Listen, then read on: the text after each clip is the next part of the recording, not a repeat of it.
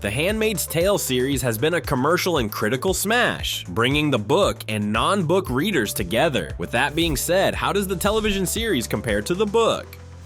The first season remains mostly the same as the events in the novel. A few minor adjustments are made, but the story's core is quite similar. One of the first tweaks they made in the show was revealing Offred's real name, June, in the first episode. In the novel, we never learn Offred's real name, giving readers the same feeling of conformity that the handmaids go through. This change ties into Offred's more significant character change from book to show. She is depicted as more rebellious than her book counterpart, who is much more cautious. The reveal of her true name signifies to the audience what the show and the character are all about.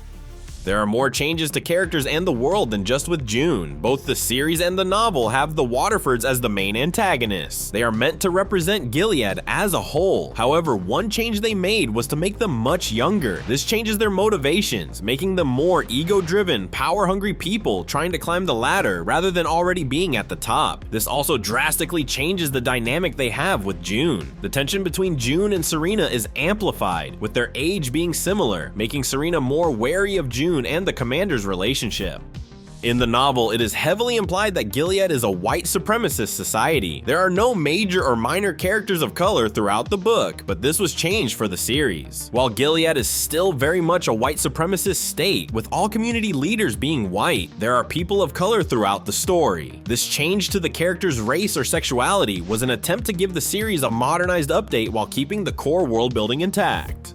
After the first season, the show takes on a story of its own. The novel ends on somewhat of a dour note, while the show has many more themes of rebellion and systemic change. Because the show had more time with the characters, it also allowed side characters to be more fleshed out. Characters like Aunt Lydia, Nick, and Luke are given much more prominence in the story, which fleshes out the world even more. This even goes for June, as in the novel, her story ends by the end of the book. Seeing as the show would continue for 5 more seasons, her story naturally needed to continue. Almost every element we see beyond season 1 was created for the show with the help of the original author, Margaret Atwood.